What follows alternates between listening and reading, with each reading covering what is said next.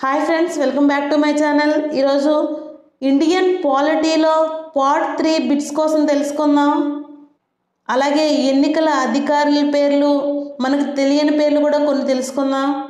First question, ఒక నియోజకవర్గ parliament లేదా అసెంబ్లీ ఎన్నికలను పర్యవేక్షించే అధికారి పేరు? ఆన్సర్ ఏ రిటర్నింగ్ అధికారి. ఇతన్ని ఆర్ఓ అంటారు. ఇతన్ని భారత ఎన్నికల సంఘం రాష్ట్ర ప్రభుత్వాన్ని సంప్రదించి నియమిస్తారు. అలాగే పోలింగ్ పూర్తయి లెక్కింపు జరిగిన తర్వాత గెలుపొందిన అభ్యర్థికి రిటర్నింగ్ అధికారి గెలుపు ధృవీకరణ పత్రాన్ని ఇస్తారు. అప్పటి వరకు ఇతని బాధ్యత అనేది కొనసాగుతుంది. నెక్స్ట్, పోలింగ్ స్టేషన్లు పర్యవేక్షించే అధికారి పేరు? ఆన్సర్ బి ప్రిసైడింగ్ అధికారి. ఇతనిని పిఓ అంటారు. ప్రతి పోలింగ్ స్టేషన్లో ఎన్నికల నిర్వహణ కోసం పోలింగ్ అధికారులు, అసిస్టింగ్ పోలింగ్ అధికారులు ఉంటారు. వీరిని పర్యవేక్షించడం కోసం ప్రతి పోలింగ్ స్టేషన్లో నియమించే అధికారినే ప్రిసైడింగ్ అధికారి, పిఓ అంటారు. ఇతను ఈ సంబంధిత అంటే పోలింగ్ జరిగే కేంద్రం యొక్క హెడ్. నెక్స్ట్, పోస్టల్ బ్యాలెట్ను ఎంచుకునే ఓటర్లు పోలింగ్ స్టేషన్లో ఓటు వేయవచ్చా? ఆన్సర్ బి వేయకూడదు. పోస్టల్ బ్యాలెట్ను ఎంచుకునే అధికారులు ఓటర్ పోలింగ్ లిస్టులో ఓటు వేయకూడదు. వీరు పరిమితం చేయబడిన ఓటర్లు పోస్టల్ ద్వారా తమ ఓటు హక్కును వినియోగించుకోవచ్చు. పోస్టల్ బ్యాలెట్ ద్వారా ఓటు వినియోగించుకోవాలనుకునే వ్యక్తులు రిటర్నింగ్ అధికారి ఆర్ఓని సంప్రదించి ఫారం 12Dని పూరించి రిటర్నింగ్ అధికారిని పంపించాలి. నెక్స్ట్, ఈ క్రింది వాటిలో పోస్టల్ బ్యాలెట్ను వినియోగించుకోవడానికి అర్హులు? Answer A B C D. Service voters, ఎన్నికల విధుల్లో ఉన్న ఓటర్లు, అలాగే 65 సంవత్సరాలు పైబడిన ఓటర్లు, వికలాంగులు, పిఓ చట్టాల కింద అరెస్ట్ అయిన వ్యక్తులు.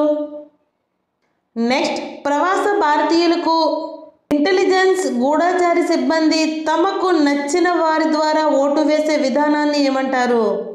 ఆన్సర్ డి ప్రాక్సీ ఓటు అంటారు. ప్రాక్సీ ఓటును 2003 నుంచి అమలు చేస్తున్నారు.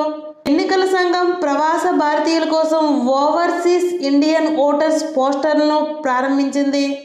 నెక్స్ట్, ప్రభుత్వం తరపున విదేశాలలో పనిచేస్తున్న ఉద్యోగులు వారి భార్యలు వేసే ఓటు పేరు?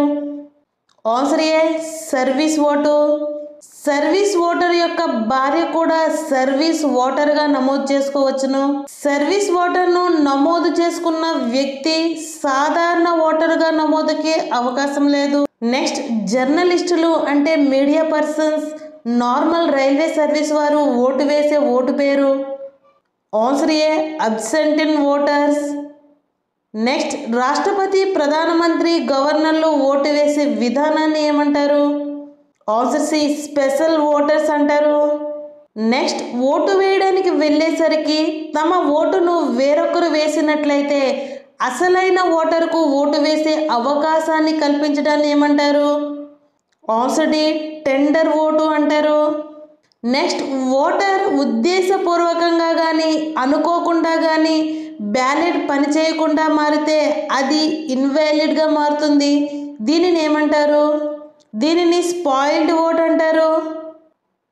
నెక్స్ట్, ఏ చట్టం ప్రకారం 180 రోజుల కంటే ఎక్కువ అనగా 182 రోజులు లేదా అంతకంటే ఎక్కువ రోజులు విదేశాలలో ఉండే భారతీయులను ఎన్ఆర్ఐస్ అంటారు. ఎన్ఆర్ఐఎస్ను ఏ చట్టం ప్రకారం అంటారంటే యాక్ట్ 1999 అనే చట్టం ప్రకారం విదేశాలలో ఉండే భారతీయులకు ఎన్ఆర్ఐలు అంటారు. ఎన్ఆర్ఐ అంటే non registered Indian. Next, vote from home ఏ సంవత్సరంలో ప్రారంభించారు? ఆన్సర్ డి 2023వ సంవత్సరంలో ప్రారంభించారు.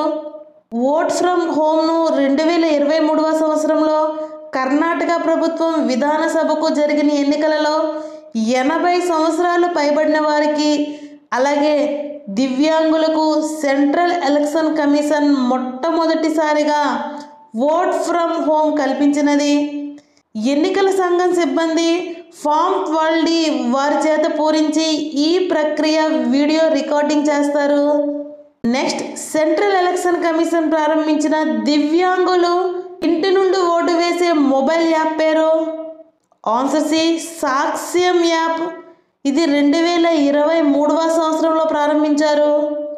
నెక్స్ట్, ఎన్నికలలో పోటీ చేసే అభ్యర్థులు తమ నామినేషన్ పత్రాలు, ప్రచార ర్యాలీలు, సభలు నిర్వహించుకోవడానికి ఉపయోగించే యాప్ ఏమిటి? ఆన్సర్ ఏ, సువిధ యాప్. దీనిని 2022లో ప్రారంభించారు. సువిధ యాప్ను సెంట్రల్ ఎలక్షన్ కమిషన్ తయారు చేసింది. నెక్స్ట్, ఓటు వేయడానికి ముందు ఒక ఓటర్ యొక్క ఓటింగ్ సరళిని, ధోరణిని తెలుసుకోవడానికి చేసే సర్వేని ఏమంటారు? ఆన్సర్ బి, ఒపీనియన్ పోల్ అంటారు. నెక్స్ట్ క్వశ్చన్, ఓటింగ్ జరిగిన తర్వాత ఒక ఓటరు ఎవరికి ఓటు వేశాడో తెలుసుకోవడాన్ని ఏమంటారు? ఆన్సర్ ఏ, ఎగ్జిట్ పోల్ అంటారు. నెక్స్ట్ క్వశ్చన్, SVVEP అంటే? Answer, systematic voters education and electoral participation. భారతదేశంలో ఓటర్లను విద్యావంతులను చేయడం కోసం 2009 నుంచి ఎన్నికల సంఘం ఈ ఫ్లాగ్షిప్ ప్రోగ్రాంను అమలు చేస్తుంది. దీనిలో భాగంగా ఓటరు అవగాహన సదస్సును నిర్వహించడం, ఓటర్ల అక్షరాస్యతను పెంచడం మరియు ఎన్నికల ప్రక్రియపై ప్రాథమిక అవగాహన కల్పించడం వంటి కార్యక్రమాలు చేపడుతున్నారు.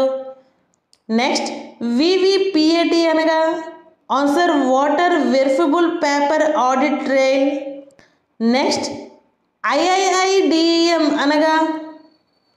Answer, Indian international institute of democracy and election management. దీనిని ఎలక్షన్ కమిషన్ న్యూఢిల్లీలో 2011లో ఏర్పాటు చేసింది. దీని ముఖ్య లక్ష్యం ఎన్నికల యంత్రాంగానికి శిక్షణ ఇవ్వడం. నెక్స్ట్, సెక్యూరిటీ డిపాజిట్ అంటే? సెక్యూరిటీ డిపాజిట్ అంటే పార్లమెంట్ ఎన్నికల నుండి గ్రామ స్థాయిలో జరిగే సర్పంచ్ ఎన్నికల వరకు పోటీ చేసే అభ్యర్థులు తాము సమర్పించిన నామినేషన్ సెట్లతో పాటు కొంత నగదును డిపాజిట్గా చెల్లించాలి. దీనిని సెక్యూరిటీ డిపాజిట్ అంటారు.